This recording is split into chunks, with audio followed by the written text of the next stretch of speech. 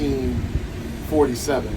But our family left 1829 from Virginia and went to Liberia. February 1829, they took a boat called the Harriet. The first president of Liberia, Joseph Jenkins Roberts, he was on that boat. Many boats came from the Barbados. My dad's side of the family came from Barbados. My mom's came from Virginia. Other people came from Maryland. All these different went to Liberia. They weren't all freed slaves. Some of them were just free people. So they had already been given their freedom years before. So at that point, they considered themselves free people, and they wanted to go somewhere where they could be free. And throughout that time, a lot of good things happened. Liberia had a lot of great business. A lot of shipping business was the top. Maritime was the top. A lot of good things. The rubber plantation, they came there and they're like, oh, we want your rubber. So they built their rubber trees, and they didn't really get, they got a great deal. And sometimes we look back on that. But there's a lot of history in that country. And then things started going bad in many years, in the 70s and then the 80s, and then boom, there was a coup d'etat, and in the 90s it was a full-on war, and they are still recovering from that war to this day. Am I right? Is there anything more I could add? Pretty on point.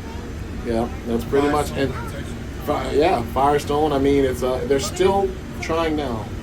So the issue with, according to my father-in-law, something along not. I can't hear you.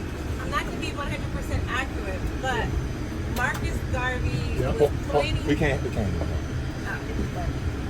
So this is not precise, but it's something along the lines of Marcus Garvey was planning to go back to Liberia, and everything was in the works. Yep.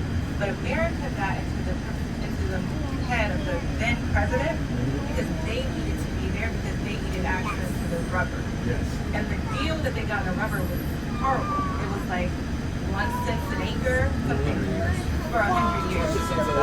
20 cents an acre for 100 years, locked in.